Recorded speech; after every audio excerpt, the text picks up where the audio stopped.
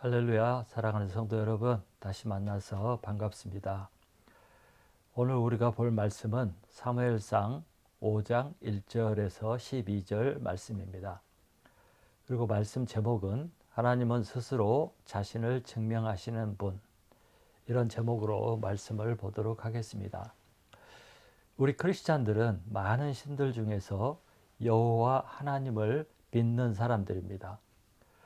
여호와 하나님이 참신이고 또 오직 예수 그리스도를 통해서만 구원을 얻을 수 있다고 믿고 사는 사람들입니다. 그래서 이것 때문에 우리는 다른 사람들로부터 배척을 당하기도 하고 미움을 받기도 합니다. 그래도 괜찮습니다. 왜냐하면 우리가 믿고 확신하는 바가 있기 때문에 그렇습니다. 그런데 우리를 마음 아프게 하고 고통스럽게 하는 것이 있는데, 그것은 우리가 믿는 하나님과 예수 그리스도가 무시를 당할 때 그렇습니다. 너희가 믿는 하나님이 어떻게 세상을 이렇게 놔두느냐, 어떻게 하나님이 계신다면 이런 일이 생길 수 있느냐, 어떻게 악한 사람들이 잘 되고 선한 사람들이 고통을 받느냐, 너희가 믿는 하나님은 왜 이런 악한 세상과 악한 사람들을 그대로 두느냐, 이렇게 하면서 우리를 도전하고 또 하나님 없다고 말하면서 우리 마음을 아프게 할 때입니다. 다윗이 많은 시를 썼습니다. 그런데 다윗의 시를 읽다 보면 다윗의 안타까운 마음이 나타난 기록들이 있습니다. 시편 42편 3절에 보면 다윗이 이렇게 말합니다. 사람들이 종일 내게 하는 말이 너의 하나님이 어디 있느뇨 하오니 내 눈물이 주야로 내 음식이 되었도다. 다윗 자신이 하나님을 믿고 하나님을 절대 신뢰하며 사는데 자신은 오히려 쫓겨다니고 악한 자들이 자신을 핍박하고 이기고, 이런 것을 사람들이 보면서 다윗을 조롱한 것입니다. 네 하나님이 도대체 어디 있느냐? 네 하나님은 너를 버렸다. 내 하나님을 의지하는 것은 어리석은 것이다. 이렇게 하나님을 조롱한 거예요. 그래서 다윗이 마음이 아팠습니다. 여러분, 오늘 본문을 보도록 하겠습니다. 오늘 본문을 보면 이제 지난주에 말씀드렸듯이 이스라엘 백성들이 블레셋과 전쟁을 치르게 되었습니다. 근데 1차전에서 4천 명이 죽는 그런 패배를 하였습니다.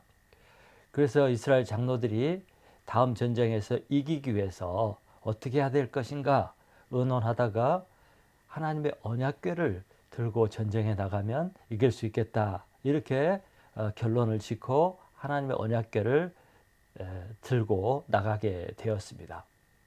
그런데 그들의 생각과는 다르게 전쟁에서 처참하게 3만 명이 죽는 처참하게 패하는 결과가 나왔습니다. 설상가상으로 제사장이 죽어버리고, 이에 더해서 하나님의 상징인 언약궤마저 빼앗기고 말았습니다. 여러분, 전쟁에서 패할 뿐만 아니라 하나님의 상징인 언약궤를 빼앗긴 것은 이스라엘과 하나님에게 엄청난 모욕과 수치를 가져다 주었습니다. 하나님의 선민인 하나님의 백성들의 자존심이 땅에 떨어진 것입니다. 무엇보다도 창조주 하나님이시며 신 이외 신이라고 자부하는 여호와 하나님의 명예가 땅에 떨어지고 모욕을 당하고 말았습니다. 그렇다고 이스라엘 백성들이 이 명예를 회복하기 위해서 금방 다시 싸움을 하고 이겨서 언약궤를 찾아올 수 있는 그런 상황도 아니었습니다. 방법도 없었습니다. 만일 이 상황이 회복되지 않는다면, 또 언약궤가 되돌아오지 않는다면 하나님의 명예와 이스라엘 백성들의 명예는 영원히 회복될 수가 없을 것입니다. 그러면 여러분, 이 부끄러운 상황을, 이스라엘 백성들이 아무것도 할 수 없는 이런 상황을 하나님은 어떻게 해결하셨을까요? 그것이 오늘 말씀입니다. 자, 1절 2절을 보시기 바랍니다. 1절 2절. 이제 블레셋 사람들이 전쟁에서 이기고 언약궤를 빼앗아 가지고 이제 본국으로 돌아가게 되었습니다. 이들은 습득한 빼앗은 언약궤를 아스돗에 있는 아스돗 도시에 있는 다곤 신전으로 가져갔습니다. 그리고 이 궤를 하나님의 궤를 다곤 신상 옆에다 두었습니다. 이스라엘 신의 상징인 언약궤를 다곤 신전에 바치고 보관한 것은 영적인 의미가 있습니다. 그것은 그들이 섬기는 이 다곤 신이 이스라엘 신인 여호와를 이겼다는 것을 의미합니다. 다곤 신이 블레셋에게 승리를 가져다 주었다고 믿은 것입니다. 그래서 블레셋 사람들은 이 언약궤를 다곤 신 앞에 제물로 바친 것입니다. 블레셋 사람들은 다곤 신이 여호와를 이기게 하고 승리를 가져다 주었다고 믿고 그 전리품인 하나님의 언약궤를 그들의 신 앞에 바친 것입니다. 여러분, 과거에 옛날에 나라들과 부족 간의 전쟁을 치를 때 이것은 단순히 부족 간 또 인종 간 나라 간의 전쟁이 아니라 신들의 전쟁이었습니다.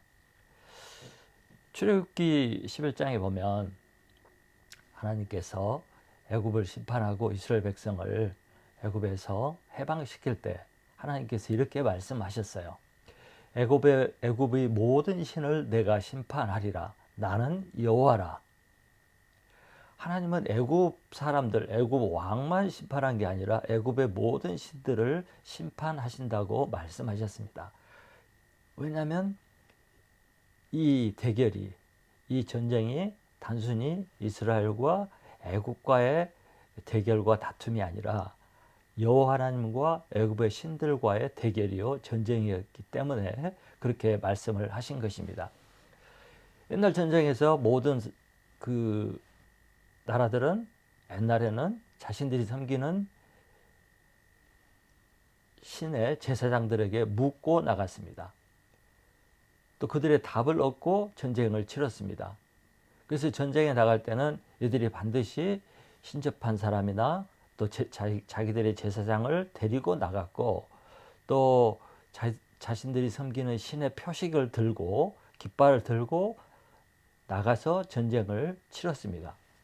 로마 제국이 기독교를 국교로 받아들인 이후에 로마 군대들은 십자가를 들고 전쟁에 나가고 전쟁을 치렀습니다. 그래서 이렇게 전쟁에서 이겼다는 것은 자신들의 신이 이긴 것이고 전쟁에서 졌다는 것은 자신들의 신이 적들의 신에게 졌다는 의미가 됩니다. 그래서 이와 같이 전쟁을 이긴 블레셋 사람들은 다곤 신에게 하나님의 언약궤를 제물로 바치고 다곤 신에게 영광을 돌린 것입니다. 결국 여러분, 여호와 하나님은 패배한 신이 되었고 졸지에 우상신에게 바쳐진 제물이 되었습니다. 창조주 하나님이 인간이 만들고 조각한 우상 앞에 바쳐진 초라한 신세가 되고 말았습니다. 이 얼마나 하나님에게 자존심 상하는 일이었겠습니까? 분통할 일이죠.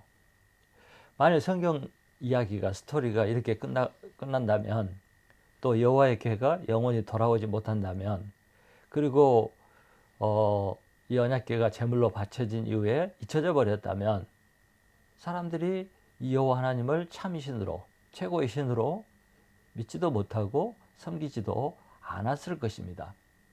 어느 누가 이런 신을 따르겠습니까? 누가 여호와의 신이 최고의 신이라고 인정을 해주겠습니까? 그러므로 이 상황은 매우 심각한 상황입니다. 하나님의 명예에 매우 심각한 상황이 된 것입니다. 여러분, 기독교 역사를 공부하다 보면 하나님이 이처럼 무시당하고 조롱당하고 수치를 당하고 그래서 하나님의 백성들이 분노하고 힘들고 슬퍼할 때가 있는 경우가 종종 있습니다. 그 중에서도 가장 고통스럽고 수치스러운 것은 십자군 전쟁이었습니다. 여러분, 예루살렘이 기독교의 성지 중에 성지죠. 그런데 신흥 종교인 이슬람이 이 팔레스타인 지역을 점령하고 예루살렘이 이슬람 세력에 넘어가게 되었습니다. 그래서 성지순례도 갈 수 없는 상황이 되었습니다. 이 사실을 알게 된 유럽 기독교인들이 너무 마음이 아파가지고 예루살렘을 회복하기 위해서 전쟁을 시작한 전쟁이 십자군 전쟁입니다. 많은 그리스도인들과 기사들과 심지어 왕들까지 이 전쟁에 적극적으로 참여했습니다. 1095년, 지금으로부터 약 1000년 전이죠. 1095년에 시작된 이 전쟁이 7차례 반복이 되었습니다. 7차까지 십자군 전쟁이 있었고 1095년에 시작된 이 전쟁이 1270년까지 175년 동안 7차례 반복이 되었습니다. 근데 7차례 중에서 오직 한 번만 그 목표를 이루어서 예루살렘을 회복하고 그것도 얼마 있다가 다시 빼앗겨버리고 말았습니다. 그래서 십자군 전쟁은 우리 기독교 역사상 가장 비참하고 또 모욕적이고 수치스러운 그런 전쟁이었고, 그것으로 인해서 오히려 하나님의 명예가 땅에 떨어지는 그런 결과를 낳았고 참 기독교의 아픈 상처로 남았습니다. 결국 이 사건은, 이 십자군 전쟁은 인간들의 힘으로 하나님의 명예를 회복하지 못했다는 것입니다. 우리가 하나님의 명예를 회복시켜드리고 싶었지만 그렇게 하지 못했어요. 그러면 여러분, 하나님은 자신의 명예를 회복하고 자신이 참신인 것을 증명하기 위해서 어떻게 하셨을까요? 그것이 오늘 말씀입니다. 3, 4절을 보시기 바랍니다. 3, 4절을 보면 이제 여호와의 궤를 다곤 신전에 바쳤습니다. 그러고 난 다음 날 아수도 사람들이 다곤 신전에 들어가게 되었습니다. 그런데 매우 이상한 광경을 보게 되었습니다. 그것은 그 다곤 신상이 여호와의 궤 앞에 얼굴을 대고 땅바닥에 엎드려져 있는 것입니다. 다곤 신상이 땅바닥에 여호와 궤 앞에 땅바닥에 쓰러져서 얼굴을 여호와의 궤 앞에 엎드리고 있는 그런 현상이 생긴 것입니다. 이 모습은 다곤 신이 여호와 앞에 굴복한 모습입니다. 하나님께 경의를 표하는 모습입니다. 종이 주인 앞에 경의를 표하는 그런 모습입니다. 가만히 튼튼히 서 있던 다곤 신상이 밤사이에 이런 모습으로 변한 것입니다. 아수 사람들이 이게 무슨 일인지 의아하게 생각했을 것입니다. 그렇지만 이것이 하나님께서 일으키신 일이라고 생각하지는 못했습니다. 그래서 다곤 신을 이렇게 세우고 그 신상을 원위치 시켜 놓았습니다. 그런데 그 다음날 또 똑같은 일이 발생을 한 것입니다. 이번에는 전보다 더 심했습니다. 다곤 신상이 여호와 궤 앞에 얼굴을 대고 엎드려져 있을 뿐만 아니라 머리와 두 손목이 잘려져 있었습니다. 머리가 잘리고 손이 잘렸다. 완전히 패배한 모습이고 무능력한 모습인 것입니다. 이 모습이 또 얼마나 초라하고 비참하고 우스운 모습입니까? 이때야 비로소 다곤 제사장들과 아수소 사람들이 이 상황을 이해하게 되었습니다. 이것이 우연이 아니라 여호와 하나님의 역사로 된 것이라는 것을 알게 되었습니다. 이것으로 끝나지 않았습니다. 6절 7절을 보시기 바랍니다. 하나님께서는 다곤 신을 깨부시는 그것으로 끝난 것이 아니고 이제 아수소 사람들을 치기 시작했습니다. 어떻게 쳤냐면 독한 종기가 사람들에게 나타난 것입니다. 아마 패스트 같은 거, 유행병 같은 거 같아요. 근데 이때 사람들은 이 재앙이 어디서 온 것인지 알게 되었습니다. 이 재앙이 언약궤가, 하나님의 언약궤가 자신들의 마을로 들어올 엄으로 인해서 생겼다는 것을 알게 되었고, 여호와 하나님이, 이스라엘 신 여호와 하나님이 자신들을 이렇게 망하게 하고 있다는 것을 알게 된 것입니다. 그래서 앗솥 사람들이 이 여호와의 궤를, 하나님의 궤를 치워달라고 아우성을 치게 되었습니다. 자, 8절부터 11절을 보십시오. 8절부터 11절을 보면 결국 블레셋 리더들이, 아스돗 리더들이 언약궤를 옮기기로 결정을 했습니다. 그래서 이 언약궤를 가드로 옮깁니다. 가드로 옮기자 이제 가드에 이 종기의 재앙이 임하게 된 것입니다. 큰 자나 작은 자나 상관없이 모든 사람이 이 독종으로, 독한 질병으로 고통을 당하기 시작했습니다. 그러자 이제 가드 사람들이 아우성을 치자 이 언약궤를 에글론이라는 도시로 보냈습니다. 그러자 에글론 사람들이 반응이 무엇입니까? 왜 이 무서운 궤를 자기 마을로 가지고 오느냐? 왜 우리를 죽이려고 하느냐? 반발했습니다. 이들이 안 것입니다. 이 언약궤에 대한 소문이 블레셋 온 지역에 퍼지고 이것이 들어오면 자신들에게 재앙이 임한다는 사실을 알게 되었습니다. 결국 이 법궤는 블레셋 전 지역에 심각한 문제가 되었습니다. 없앨 수도 없고 버릴 수도 없고 가질 수도 없는 정말 이런 존재가 되었습니다. 애물단지가 된 거죠. 재앙의 원인이 된 거죠. 이 문제가 얼마나 심각한 문제였는지 12절에 보면 온 성읍이 종기 재앙으로 탄식을 했다고 나옵니다. 그 부르짖음이 얼마나 컸는지 하늘에 사무쳤다고 말하고 있습니다. 우리가 3년 동안 겪었던 코비드 19, 이 코로나 바이러스 재앙보다도 더 무서운 재앙이었습니다. 그래서 이 언약궤는 이스라엘 백성들에게 무서운, 두려운 그런 물건이 되었고, 결국 이것으로 말미암아 여호와 하나님은 블레셋 사람들에게 살아있는 하나님, 크신 하나님, 두려운 하나님, 이것으로 인정을 받게 된 것입니다. 이 모든 것으로 말미암아서 블레셋 사람들은 여호와 하나님의 우월성을 알게 되었습니다. 여호와 하나님의 능력을 보게 되었습니다. 이 여호와 하나님이 자신들의 신인 다곤 신보다 더 우월하고 다곤 신보다 더 강하고 그들의 신 위에 뛰어난 신임을 알게 된 것입니다.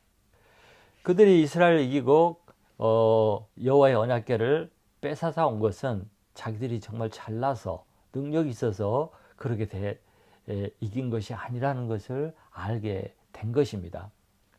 결국 하나님은 이런 방법을 통해서 자신이 신 중의 신이고 블레셋 신들 위의 신인 것을 하나님 스스로 증명을 한 것입니다. 여러분, 이 스토리, 이 말씀을 통해서 우리가 배우고 알아야 될 것이 무엇일까요? 그것은 우리가 현재 믿고 있는 여호와 하나님, 이 하나님이 가장 위대한 신이고 가장 뛰어난 신이고 신 위에 신 중에 신이라는 것입니다. 여러분, 세상에는 수많은 신들이 있습니다. 또 그 신들을 섬기는 수많은 그 사람들이 있습니다. 근데 이 모든 사람들은 자기가 믿는 신이 최고라고 믿고 섬기고 살아가고 있습니다. 그런데 여러분, 모든 신이 다 최고는 될 수가 없죠. 신들에게도 서열이 있고 레벨이 있고 또 능력의 차이도 있고 그럴 것입니다. 분명히 신들 위에 신이 있고 신 아래 신이 있고 또 신들을 지배하는 신이 있을 것입니다. 절대 동등할 수가 없습니다. 또 사람들은 종교가 있죠. 많은 종교들, 많은 신들을 섬기는 종교들이 있는데 많은 사람들이 이 종교나 저 종교나 다 같은 종교라고 생각을 합니다. 그래서 자기가 좋아하는 신, 아무 신이나 믿고 또 아무 종교나 믿고 착하게 살면 된다고 생각을 합니다. 그래서 종교다원주의가 발생을 한 것입니다. 종교다원주의라는 것은 종교가 여러 가지가 있지만 결국 모든 것은 한 곳으로 모이고 모양은 여럿이지만 결국 한 신이고 구원의 길은 하나고, 아니 길은 많지만 모든 종교에 다 구원이 있고 뭐 이런 것이 종교다원주의예요. 그래서 종교 통합을 주장하는 사람들이 있습니다. 다 가는 목적지는 같다. 이 신을 섬기든 저 신을 섬기든 다 구원받을 수 있고, 그러니 우리가 싸우지 말고 통합을 하자, 이렇게 주장하는 사람들이 있습니다. 그런데 그것은 틀린 것입니다. 절대 동등하거나 비슷하거나 같지 않습니다. 오늘 말씀이 우리에게 가르쳐 주는 것은 바로 우리가 섬기는 여호와 하나님이 참신이고 최고의 신이고 가장 높은 신이고 온 만물을 있게 하시고 다스리는 분이라는 것입니다. 이 사실을 분명하게 인식하지 못하고 인정하지 못하면 우리는 우상을 섬기게 되고 이신 저신 아무 신이나 섬기게 되고 결국 이신 저신 동시에 섬기고 잡신을 섬기는 범신론자가 되고 우상 숭배자가 될 수밖에 없습니다. 여러분, 이스라엘 백성들이 여호와 하나님을 섬기면서도 자주 하나님을 떠나서 우상을 숭배하는 일들이 비일비재했습니다. 그 이유가 무엇일까요? 너무 쉽게 우상 숭배에 빠지는 거예요. 바알신, 아세라신 외에 수많은 신들을 섬겼습니다. 그것은 그들이 신들은 다 비슷하고 뭐 다 같은 신이다 하는 그런 태도 때문이기도 하고, 또 때로는 여호와 하나님이 무능해 보이고 자신들을 위해서 뭐 해준 것 같지도 않고, 그렇게 생각할 때 다른 신에게 눈을 돌리는 거죠. 그것을 성경에서 간음했다고 그럽니다. 또 나에게 복을 준다면, 내 현실 문제를 해결해 준다면, 내가 원하는 것을 준다면 나는 아무 신이라도 섬기겠다. 이 신 버리고 다른 신을 섬기겠다. 그런 태도 때문에 이스라엘 백성들이 너무 쉽게 우상에 빠진 것이고 하나님을 배신한 것입니다. 엘리야 시대는 이스라엘이 극도로 영적으로 타락하고 우상을 숭배하던 시대였습니다. 거의 모든 백성들이 하나님을 떠나고 바알과 아세라 신을 섬기고 왕부터 시작해서 그렇게 살았습니다. 이때 극도로 분노한 사람이 엘리야 선지자입니다. 그래서 엘리야 선지자가 하나님 여호와 하나님이 바알과 아세라 신보다 못하게 취급을 당하고 또 사람들이 떠나서 하나님을 배신하고 떠나갈 때 분노했습니다. 그래서 이 엘리야가 결투를 신청했습니다. 갈멜산의 결투. 그래서 바알신 450명, 바알 선지자 450명, 아세라 선지자 400명, 850대 1로 갈멜산에서 대결을 하자고 불렀습니다. 그 결투장에서 엘리야가 이렇게 백성들에게 선포합니다. 너희가 어느 때까지 둘 사이에서 머뭇하려느냐? 여호와가 만일 하나님이면 그를 따르고 바알이 만일 하나님이면 그를 따를지니라. 선택을 요구한 것입니다. 그래서 바알 선지자들이 하루 종일 아침부터 저녁까지 소리를 지르고 기도를 하고 별 방법을 다 동원해도 역사가 나타나지 않았습니다. 기도에 응답이 없었습니다. 저녁 때쯤 돼서 이제 엘리야 혼자 이제 하나님께 기도합니다. 그때 하늘에서 불이 내려서 응답을 했어요. 그래서 여호와 하나님이 살아계시고 응답하시는 참 신인 것을 증거한 것입니다. 이때 정신을 차린 이스라엘 백성들이 이 바알 선지자들을 데려다가 다 죽여버립니다. 여러분, 사람들은 가끔 오해를 합니다. 하나님이 없다고, 하나님이 안 계신다고. 왜냐하면 하나님께서 잠잠히 계시니까 하나님이 없는 줄로 착각을 합니다. 또 하나님께서 불의를 보고도 세상 악을 보고도 그때그때 심판하지 않으니까 하나님이 없다고 생각하고, 아니면 하나님 있어도 하나님은 무능력하다고, 또 하나님은 그냥 죄를 지어도 다 봐주는 그런 하나님이라고 오해를 합니다. 그래서 죄를 짓고도 즉각 심판이 없으니까 자신은 아무 일이 없을 것이라고 생각하고 더 죄를 짓고 두려움 없이 뻔뻔하게 악한 길로 가면서 삽니다. 그런데 심각한 것은 하나님을 믿는, 여호와 하나님을 믿고 교회를 다니는 성도들 중에도 하나님을 두려워하지도 않고 하나님이 없는 것처럼 사는 성도들이 있다는 것입니다. 여러분, 이거 영적으로 무지해서 그런 것입니다. 또 어떤 사람은 교회를 함부로 해요. 자기 것을 여기고 교회에서 죄를 짓고 교회를 파괴하고 뭐 이런 사람도 있어요. 다 영적으로 무지해서 하나님을 알지 못해서 그런 것입니다. 그런데 때가 되면 하나님께서 자신을 증명하기 위해서 자신을 나타내십니다. 그때는 정말 무서운 일이 발생하게 됩니다. 이것을 우리는 하나님의 심판이라고 얘기를 합니다. 지난 4월에 부활절이 끝나고 체코 프라하에서 유럽 한인 침례교회 선교대회가 있었습니다. 그때 강사로 한국에서 최병락 목사님이 오셨습니다. 이분은 달라스에서 한인 목회를 크게 하시다가 강남중앙 침례교회 3대 목사로 부임을 했습니다. 큰 교회죠. 이분이 흥미로운 이야기를 했는데 자기가 고등학교 다니는 시절에 이제 교회를 다니고 있었는데 교회에서 시험에 그 교회가 자기가 고등학교 때 다니던 교회가 시험에 들었답니다. 그 시험 중에 한 번은 한 장로가 목사님이 성찬식을 행하는데 성찬식을 못하게 이 성찬기를 뺏어가지고 집어 던졌답니다. 목사님을 붙들고 아무것도 못하게 하고 그래서 고등학생이었던 이 최병락 고등학생이 성가대석에 앉아 있었는데 너무 볼 수가 없어서 장로님 그러지 마시라고 나가서 붙잡았다고 합니다. 그리고 이제 일이 끝났는데 이 일로 인해서 이 최병락 이 고등학생은 그 교회를 떠나고 이제 다른 교회를 다니기 시작했답니다. 그러다가 이제 신학교를 가고 미국에 공부하러 가고 미국에 공부하러 갔다가 목회를 하게 됐는데 참 작았던 교회에서 큰 교회로 만든 그런 분이 되었습니다. 그러다가 강남중앙침례교회에서 이분을 3대 목사로 청빙을 하고 큰 교회를 이제 한국에서 목회를 하게 되었는데 이제 이름이 나게 되었습니다. 방송에도 나오고 알려지기 시작했어요.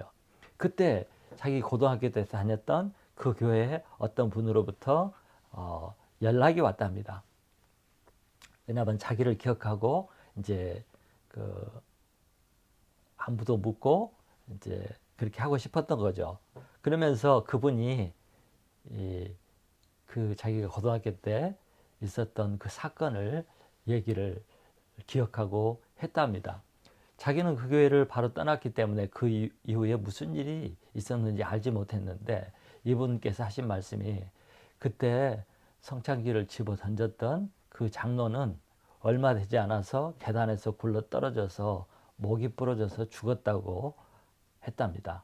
죽었답니다. 그런 소식을 들었대요.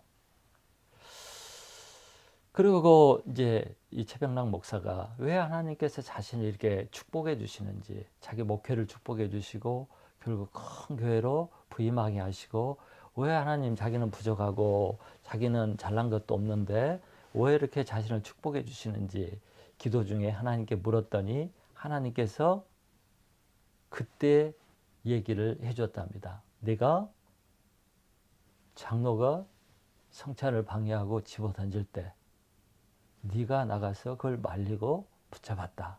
내가 그것을 기억한다. 그래서 나는 너를 축복한다. 그렇게 대답을 해 주었답니다.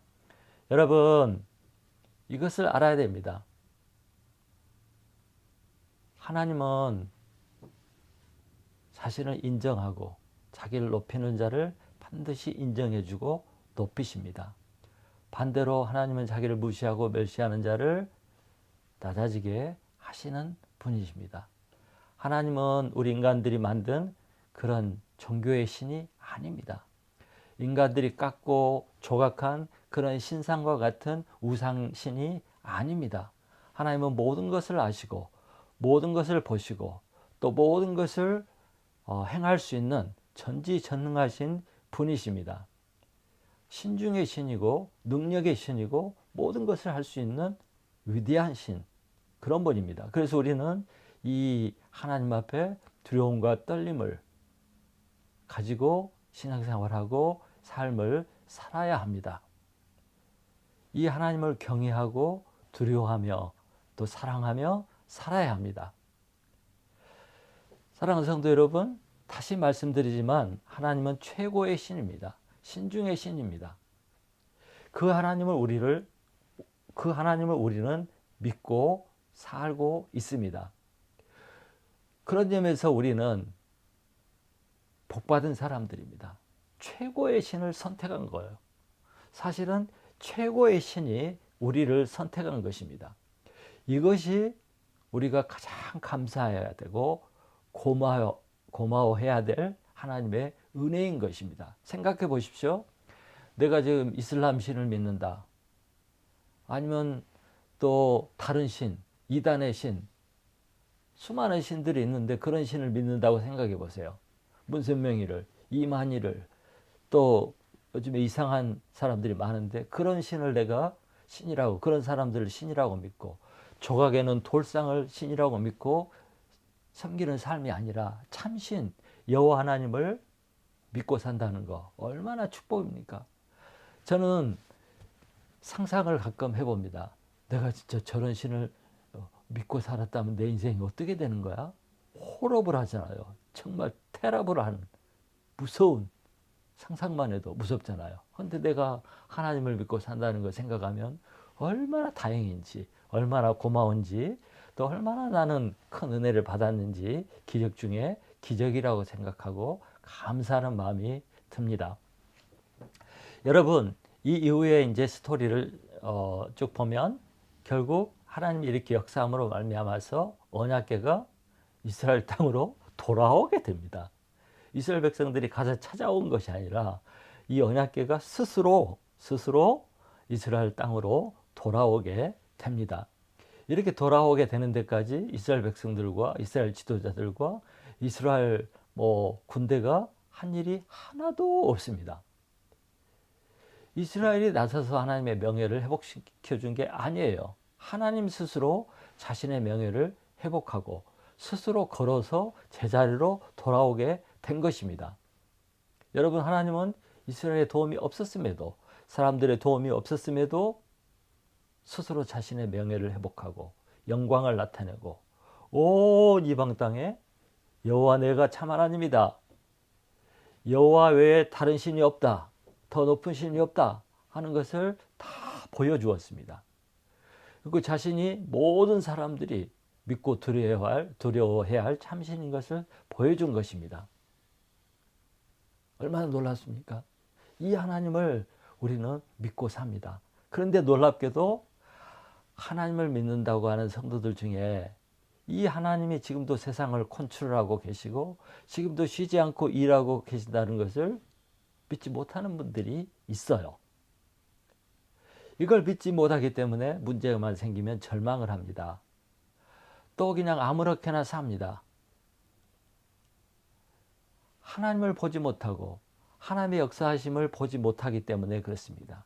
눈이 가려져 있고 영적으로 눈이 어둡기 때문에 하나님을 보지 못하고 하나님의 하신 일을 보지 못하고 하나님의 인도하심을 보지 못하기 때문에 이렇게 사는 것입니다. 근데 여러분, 이방인들은, 하나님을 안 믿는 이방인들인 블레셋 사람들은 이걸 보았어요. 눈에 보이지 않는 그 하나님을 본 거예요. 믿은 거예요. 안 거예요. 그들은 자신의 신인 다곤 신상이 언약궤 앞에 얼굴을 쳐박고 쓰러져 있는 거, 이것을 보고 하나님이 계신다는 것을 알게 되었습니다. 또 자신들에게 발발한 그 독종 유행병이 우연이 아니라 하나님으로부터 왔구나 하는 것을 본 것입니다. 안 것입니다. 우리는 이런 것들을 우연이라고 생각하고 무시할 수 있어요. 아니야, 그럴 리가 없어. 이렇게 생각할 수 있어요. 그러나 이들은 그런 현상들을 보고 하나님을 발견한 거예요. 하나님을 인정한 거예요. 그래서 이 하나님을 두려워하고 떤 것입니다. 하나님의 간섭하심을 본 거예요. 여러분, 우리 하나님을 믿는, 여호와 하나님을 믿는 우리도 당연히 이렇게 반응해야 되는 거 아니겠습니까? 하나님의 손길과 하나님의 능력과 하나님의 역사하심과 이런 것을 볼 수 있어야 하는 거 아닙니까? 그걸 볼 수 있는 눈을 가져야 하지 않겠습니까? 여러분, 우리는 세상 돌아가는 것을 보고 또 세상 역사를 보고 하나님의 역사하심과 하나님의 컨트롤하심을 볼 수 있어야 합니다. 실제로 우리가 영적인 눈을 가지고 눈을 열고 보면 하나님의 그 살아계심과 역사하심과 존재하심과 또 그 능력을 볼 수가 있습니다. 그래서 미국 역사가 찰스 비어드라는 분이 있는데 이런 유명한 말씀을 했어요.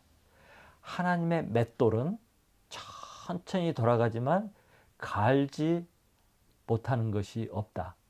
맷돌이 천천히 돌아서 뭐 별일 없는 것 같고 또 눈에 보이지 않을 수 있지만 다 갈아버린다는 거예요.